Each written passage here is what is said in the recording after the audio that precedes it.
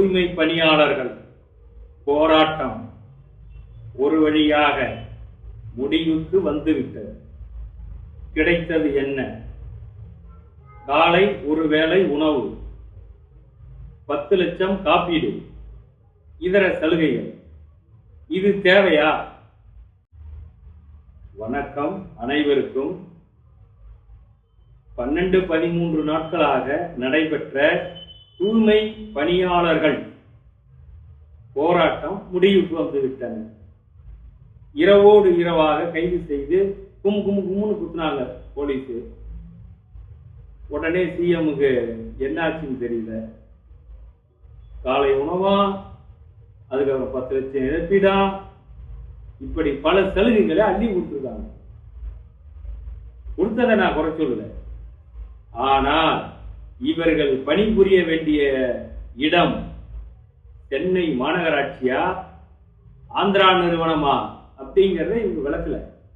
நல்லா புரிந்து கொள்ளுங்கள். இதுல அவங்க வேலைக்கு உத்தரவாதம் இல்லை, அந்த இது வரல. இவங்க சொல்றாங்க காலை உணவுன்னு. எத்தனை நாளைக்கு காலை உணவு போடுவாங்க?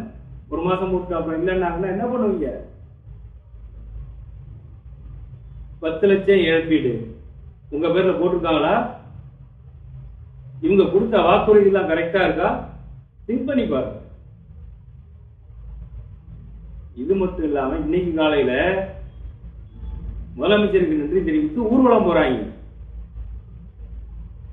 அப்ப நாங்கெல்லாம் எதுக்கு போராடுறோம்? மற்ற அமைப்புகள்லாம் எதுக்கு ஆதரவு கொடுத்து? ஒருவேளை சாப்பாட்டுக்கா?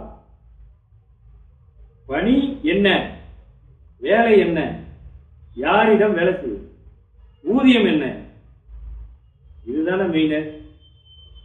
இதை இவர்கள் மறந்து விட்டார்களா, பயந்து விட்டார்களா, மறக்கடிக்கப்பட்டார்களா, இல்லை மிரட்டப்பட்டார்களா? ஏதோ ஒண்ணு நாசமா போச்சு. மீண்டும் சந்திப்போம். நன்றி, வணக்கம்.